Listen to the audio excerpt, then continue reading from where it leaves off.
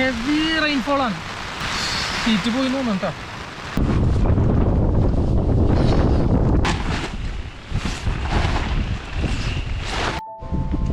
ഇതുകൊണ്ട് ഇങ്ങനെ ബെൻഡായിട്ടിരിക്കണത്. അപ്പോൾ ഇത് സ്റ്റിക്ക് ഉള്ളിൽ നിന്ന് ക്രാക്ക് വീണക്കണോണ്ടാണ് ഇപ്പോൾ ബെൻഡായിട്ടിരിക്കണത്. പക്ഷെ ഒരു പക്ഷേ ഇങ്ങനെ അതായത് നടുക്കുന്ന ഒടിയണായിരുന്നെങ്കിൽ ഈ ഷീറ്റ് അതായത് ഔട്ടർ ഷീറ്റ് കംപ്ലീറ്റ് ഒടിഞ്ഞ് കീറിപ്പോയാണ്. അപ്പോൾ അങ്ങനെ ഇത് ഡാമേജ് പറ്റിയിരുന്നെങ്കിൽ പിന്നെ നമുക്ക് ടെൻറ്റിൻ്റെ ആ ഒരു ഇങ്ങനത്തെ ഒരു സിറ്റുവേഷനിൽ ഉള്ളിൽ കിടക്കാൻ നല്ലൊരു കാറ്റ്, ഹെവി ആയിട്ടുള്ള വിൻഡും ഹെവി ആയിട്ടുള്ള റെയിനും ആയിരുന്നു വന്നത്. അത്രയും സ്ട്രോങ് ആയിട്ടാണ് അടിച്ച് കൊണ്ടുപോയത്. 3% ടെൻറ്റാണ്. അപ്പോൾ നിങ്ങൾ എപ്പോഴും വാങ്ങുമ്പോൾ ഒരു പ്രത്യേകം കാര്യം ശ്രദ്ധിക്കേണ്ടത്,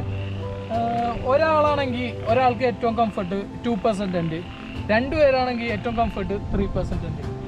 അല്ലാതെ ഒരു 3 പേര് കറക്റ്റായിട്ട് 3% ടെൻറ്റ് എടുക്കണേൽ ഞാൻ സജസ്റ്റ് ചെയ്യില്ല. കാരണം നമ്മുടെ ലഗേജ് ഇങ്ങനെയുള്ള കുറേ കാര്യങ്ങളുണ്ടല്ലോ, അപ്പോൾ അതും കൂടിയൊക്കെ വെക്കുമ്പോൾ കറക്റ്റ് സ്പേസ് ആയിരിക്കും.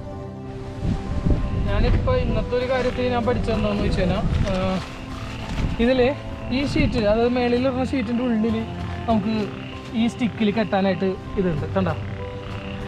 അപ്പോൾ ഇതെല്ലാവരും കെട്ടാറില്ല, കാരണം എല്ലാവരും പെട്ടെന്ന് സൗകര്യത്തിന് വേണ്ടി അത് കെട്ടാറില്ല, മൈൻഡ് ചെയ്യാറില്ല. പക്ഷേ ഇപ്പോൾ ഈ ഒരു ഭാഗം അതായത് ഈ പീസ് ഈ ഷീറ്റ് ഇവിടെ നമുക്ക് കിട്ടാൻ കാരണം ഞാൻ ഫ്രണ്ടിൽ മാത്രം ജസ്റ്റ് 2 എണ്ണം മാത്രം കെട്ടിയിരുന്നു. അങ്ങനെ ഇതിൽ കിടന്ന ഈ കെട്ടിലാണ് ഈ ഷീറ്റ് കിട്ടിയത്. അല്ലെങ്കിൽ ഇതിപ്പോൾ പുറന്ന് എവിടെയെങ്കിലുമൊക്കെ പോയായിരുന്നു. കാരണം ബാക്കിൽ പോലും ഞാൻ കെട്ടിയിട്ടില്ല, ഫ്രണ്ടിൽ മാത്രം ഞാൻ കെട്ടി വെച്ചിരുന്നത്. ആ ഒരു ഒറ്റൊരു കെട്ടിലാണ് ഈ സാധനം കിടന്ന് കാറ്റത്ത് അടിച്ചുകൊണ്ടിരുന്നത്. അല്ലെങ്കിൽ ഇത് അങ്ങോട്ട് പോയാനെ. ഇത് പോയിരുന്നെങ്കിൽ പിന്നെ പറഞ്ഞിട്ട് കാര്യമില്ലല്ലോ.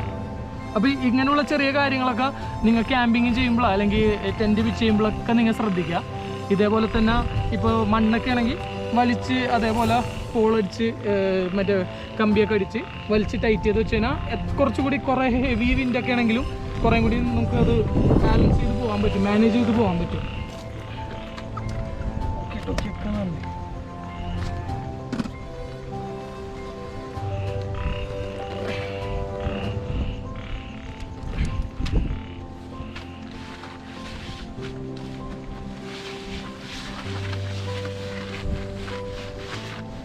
ഒരിക്കലും നനഞ്ഞ ഡ്രസ്സ് ഇട്ടിട്ട് കിടന്നുറങ്ങരുത്. കാരണം ഇങ്ങനത്തെ ഒരു സിറ്റുവേഷനിലൊക്കെ അപ്പോൾ എന്താണെന്ന് വെച്ച് കഴിഞ്ഞാൽ തണുപ്പ് വന്നിട്ട് നമുക്ക് ഒരു എന്താണ് അസ്വസ്ഥത വന്ന് പിന്നെ ഒരു ഇല്ലസായി മാറും, പിന്നെ സിക്കാവും.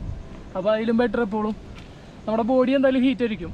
ഇങ്ങനത്തെയൊക്കെ സിറ്റുവേഷനിൽ ഇപ്പോൾ നല്ല തണുപ്പൊക്കെ തോന്നണമെന്നുണ്ടെങ്കിൽ തന്നെ ഒരു 10-40-50 പുഷപ്പൊക്കെ അടിച്ച് ഒന്ന് വാമായി നിന്നിട്ട് കിടന്നുറങ്ങിയാൽ മതി. ടീഷർട്ട് ഇല്ലാതെ സിറ്റുവേഷൻ സർവൈവ് ചെയ്യാൻ പറ്റും. പക്ഷേ അതേ ഡ്രസ്സ് ഇട്ട് കിടക്കുമ്പോൾ ബുദ്ധിമുട്ടായിരിക്കും. ഇപ്പോൾ വളരെ കാമായി നേച്ചർ. ഇപ്പോൾ കാറ്റും മഴയൊക്കെ പോയിന്ന് ഞാൻ പറയാനില്ല, ചിലപ്പോൾ വീണ്ടും വന്നല്ല. അപ്പോൾ എന്തായാലും ഈ പറഞ്ഞ പോലെ അത്രയും സ്ട്രോങ് ആയിട്ടുള്ള വിൻഡും പിന്നെ റെയിനും വന്നത് ആ കടലിൽ നിന്നുള്ള പവറിൽ ഡയറക്റ്റ് വന്നതാണ് കണ്ടത്. അതാണ് ഞാൻ പറഞ്ഞത് ഒരു അരമണിക്കൂർ 1 മണിക്കൂർ മാക്സിമം പോയാൽ നിൽക്കുള്ളൂ എന്നുള്ളത്. ഇപ്പോൾ ഒരു ശാന്തമായി.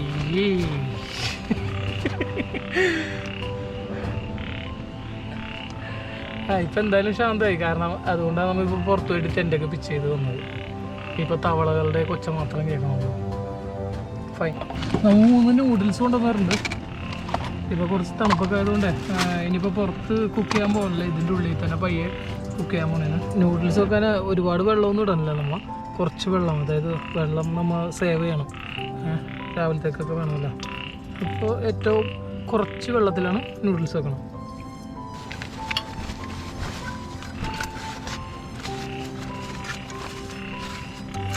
ക്യാമ്പിംഗ് സ്റ്റവ് ഇതിനെക്കുറിച്ചൊന്നും ഞാൻ കൂടുതൽ ഡീറ്റെയിൽ ആയിട്ട് പറയുന്നില്ല, നമുക്ക് ടൈമില്ലോട്ട് എത്രയും പെട്ടെന്ന് കുക്ക് ചെയ്യാൻ നോക്കണം. ഇതെൻ്റെ നേരത്തെ തീർന്നതിനിട്ട് ഞാൻ ഓൺലൈനിൽ ബുക്ക് ചെയ്ത് വന്നിരുന്നു. അപ്പോൾ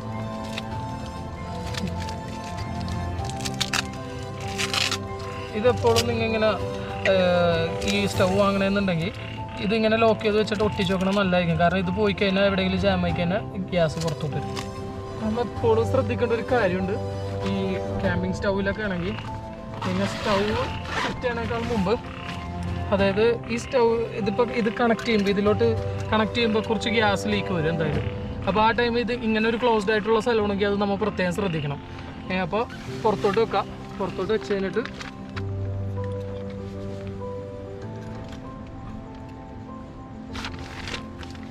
വളരെ അപകടമാണ് ടെൻറ്റിൻ്റെ ഉള്ളിൽ കുക്ക് ചെയ്യണത്. അപ്പോൾ ടെൻറ്റിൻ്റെ ഉള്ളിൽ ആരുടെ അടുത്തും ഞാൻ കുക്ക് ചെയ്യാൻ പറയില്ല. കാരണം എപ്പോഴും ഓപ്പൺ സ്പേസിലാണ് ഇതൊക്കെ യൂസ് ചെയ്യേണ്ടത്. ഓക്കെ, അപ്പോൾ ഒരിക്കൽ കൂടി ഞാൻ പറയാം, ടെൻറ്റിൻ്റെ ഉള്ളിൽ ഇങ്ങനെയുള്ള കാര്യങ്ങൾ യൂസ് ചെയ്യാൻ ഞാൻ പറയുന്നില്ല, ആരുടെ അടുത്തും സജസ്റ്റ് ചെയ്യുന്നില്ല. Here we go. ടോപ്പ് റാമിൻ കരുതിയതുകൊണ്ട് കുഴപ്പമില്ല.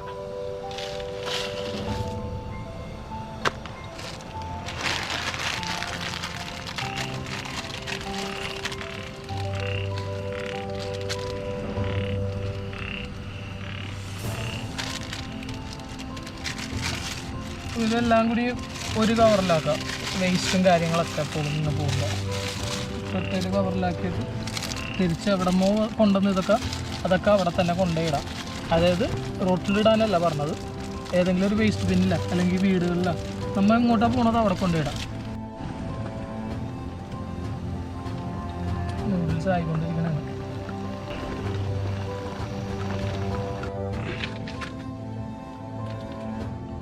വൺസ് നിങ്ങൾ കുക്ക് ചെയ്ത് കഴിഞ്ഞാൽ നിങ്ങൾ എപ്പോഴും കൺഫേം ചെയ്യുക ഗ്യാസ് ഓഫാണെന്നുള്ളത്. ഗ്യാസ് ഓഫാണെന്നുള്ളത് എപ്പോഴും 2 ഡബിൾ ചെക്ക് ചെയ്യുക കേട്ടോ. പിന്നെ അതേപോലെ ഇങ്ങനെ കുക്ക് ചെയ്ത് കഴിഞ്ഞിട്ട് അറിയാതെ എടുത്ത് ടെൻറ്റിലോട്ട് വെക്കരുത്, കംപ്ലീറ്റ് ഡാമേജ് ആവും, കംപ്ലീറ്റ് ഉരുകി പോകും.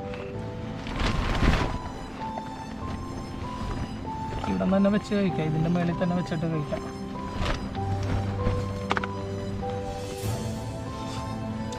ഇന്നത്തേക്ക് ഇവിടെ കൊണ്ടുവന്നത് ടോപ്പ് റാമിൻ്റെ ചിക്കൻ ഫ്ലേവറാണ്. ഈ പ്രാവശ്യത്തേക്ക് മാഗി ഒന്ന് മാറ്റി പിടിച്ച്.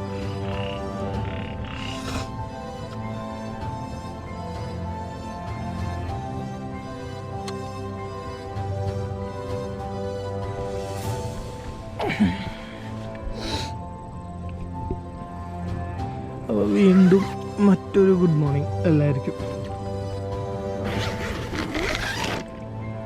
സൺറൈസ് ഇല്ലാന്ന് തോന്നണം, കാരണം ക്ലൗഡിയാണ്, ആകെ മൂടിക്കിടക്കണമെന്നല്ല.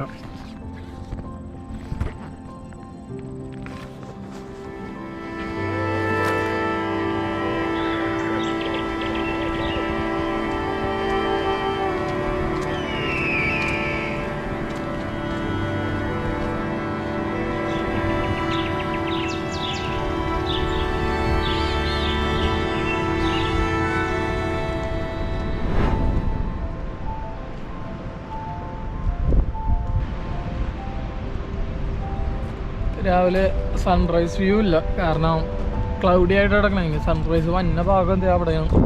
അപ്പോൾ അവിടെ മൊത്തം മൂടിക്കിടക്കണം, ചെറിയൊരു മഴക്കാറും കാര്യങ്ങളൊക്കെ ആയിട്ട്.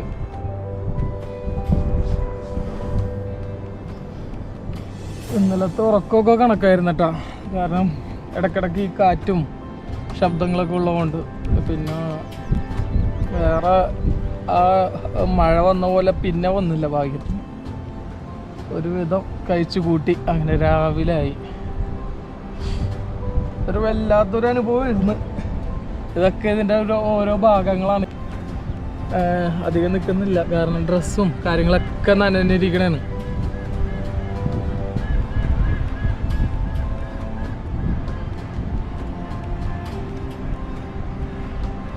ഒരു കിളിയുടെ ശബ്ദം കേൾക്കുന്നുണ്ട്, അതായത് നമ്മുടെ പഴയ നെക്കണ ഒരു ഹോണില്ലേ, അതിൻ്റെ ഹോണിൻ്റെ ആ സൗണ്ട് പോലെ. അധികം നേരം ഇനിയിപ്പോൾ ഇവിടെ സ്പെൻഡ് ചെയ്യല്ലേ, ഇനിയിപ്പോൾ പയ്യെ ഇവിടെ നിന്ന് താഴത്തോട്ട് ഇറങ്ങണതാണ്. ഞാനിപ്പോൾ ടെൻ്റൊക്കെ പാക്ക് ചെയ്ത്, ടെൻറ്റിൻ്റെ ഒരു സ്റ്റിക്കൊക്കെ ഒടിഞ്ഞിരിക്കണതാണ്.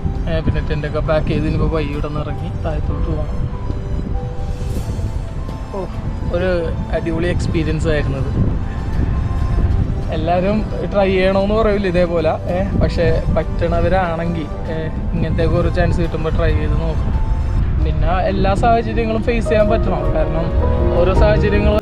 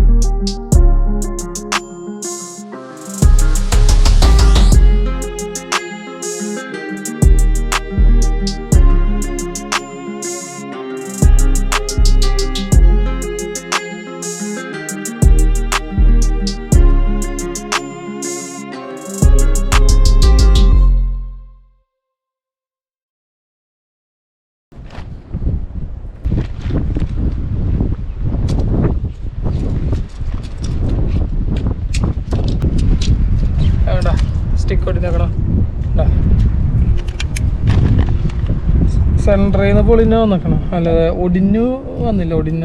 ഒടിയാതിരുന്നതുകൊണ്ടാണ് നമുക്ക് ടെൻറ്റ് വീണ്ടും പിച്ച് ചെയ്യാൻ പറ്റുക. ഇനിയിപ്പോൾ ഇത് മാറ്റണത് ഇത് ഈ ഒരു സ്റ്റിക്ക് മാത്രമായിട്ട് കിട്ടും, അത് വാങ്ങിയിട്ട് റിപ്പയർ ചെയ്താൽ മതി. കണ്ടോ, ഇത് കംപ്ലീറ്റ് ഡാമേജ് ആയി.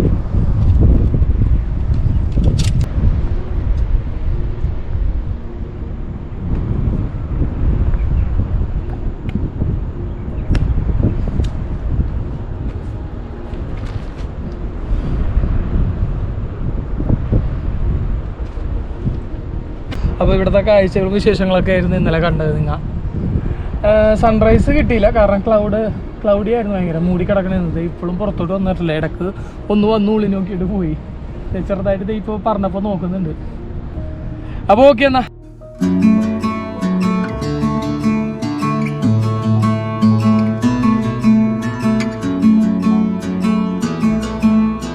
ഇവിടെ തൊട്ടടുത്ത് തന്നെയായിട്ട് ബട്ടർഫ്ലൈ ബീച്ച് ഉണ്ട്. അതായത് അഗോണ്ട ബീച്ചിൻ്റെ അതിൽ സൈഡിലായിട്ട് തന്നെയാണ് ഈ ബട്ടർഫ്ലൈ ബീച്ച് ആണ്. ഇതൊരു പ്രൈവറ്റ് ബീച്ചാണ്, അധികം ആൾക്കാരൊന്നും ഇവിടെ കണ്ടിട്ടില്ല. അതായത് ഗോവയിൽ വന്ന പബ്ലിക്കായിട്ടുള്ള ഗസ്റ്റുകളൊന്നും ഇതൊന്നും അധികം കണ്ടിട്ടില്ല. അപ്പോൾ ഇത് കാണേണ്ട ഒരു ബീച്ചാണ്, നല്ല ബ്യൂട്ടിഫുൾ ആയിട്ടുള്ള ബീച്ചാണ്. പിന്നെ ഇപ്പോൾ അവിടെ നിന്ന് ഹൈക്കിംഗ് ഒക്കെ കഴിഞ്ഞിറങ്ങി കുറച്ച് സ്ക്രാച്ചസും കാര്യങ്ങളൊക്കെ കിട്ടിയാറുണ്ട്, കുറച്ച് മുറിവും കാര്യങ്ങളൊക്കെ കിട്ടി. ഇതൊക്കെ പിന്നെ ഇതിൻ്റെ പാർട്ടാണ് മൊത്തം. കാലും കുറേ ഭാഗങ്ങളൊക്കെ പൊട്ടിയിട്ടുണ്ട്, കാരണം അതിൻ്റെ വഴിയില്ലാത്ത വഴി കൂടെ നമ്മൾ വന്നതും പോയതൊക്കെ.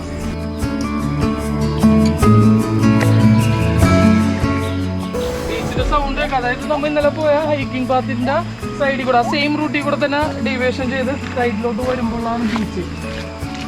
ബീച്ച് മറക്കണ്ട, butterfly beach, Goa, south Goa. അപ്പോൾ 5 കിലോമീറ്ററോളം അഗോണ്ട ബീച്ചിൽ നിന്ന് ഇങ്ങോട്ട് എത്താൻ.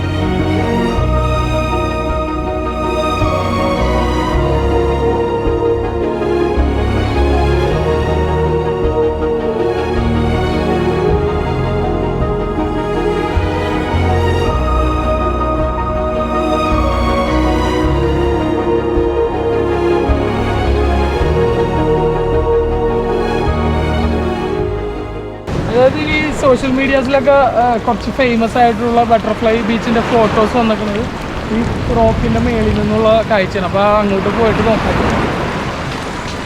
ഇതിപ്പോൾ സ്ട്രീമിൽ നിന്ന് ഒഴുകി തന്നെ വെള്ളമുണ്ട്, അതായത് ഫ്രഷ് വാട്ടർ, സോൾട്ട് വാട്ടർ.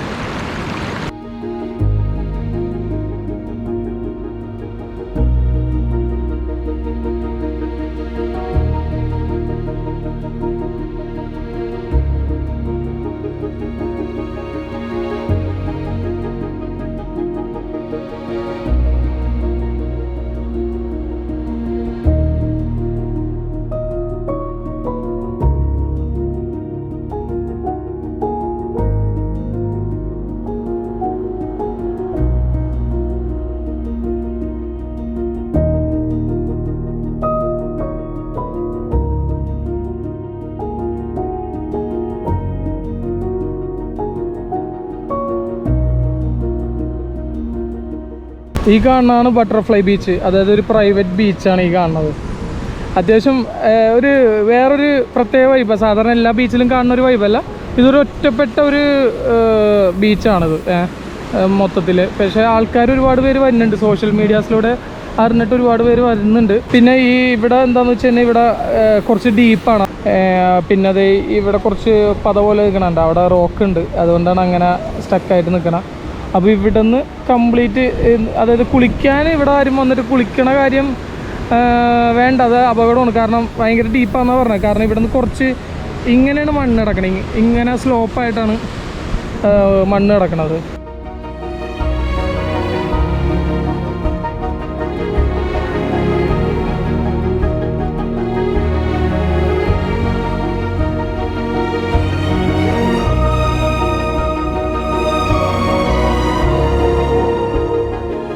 അതായത് ഇത് ശരിക്കും ബട്ടർഫ്ലൈ എന്നുള്ള പേര് വരാൻ കാരണം ഇവിടെ ബട്ടർഫ്ലൈസ് ഉണ്ടായിട്ടോ അല്ലെങ്കിൽ അതിൻ്റെ ഷേപ്പ് ഉണ്ടായിട്ടോ ഒന്നല്ല, എന്നാലും ജസ്റ്റ് ഒരു ഏരിയൽ വ്യൂവിൽ ജസ്റ്റ് ഒരു വിങ്ങിൻ്റെ വൺ സൈഡായിട്ട് കാണും. അതായത് വൺ സൈഡ് ഇതും പിന്നെ അതിൻ്റെ ബാക്ക് സൈഡ് ഇതായിട്ട് അങ്ങനെ ജസ്റ്റ് ഒരു പേരിട്ടെന്നാ പറഞ്ഞാൽ, അല്ലാതെ പ്രത്യേകിച്ച് അങ്ങനെ ബട്ടർഫ്ലൈ നെയിമായിട്ട് വലിയ കണക്ഷനൊന്നുമില്ല.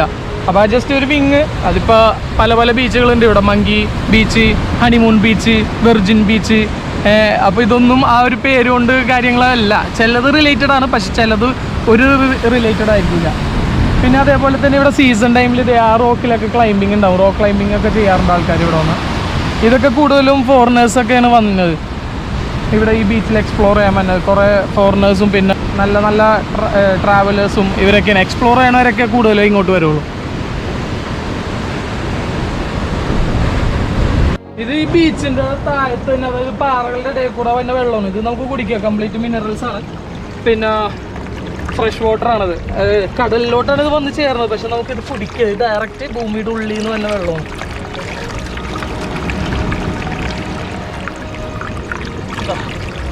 Crystal clear.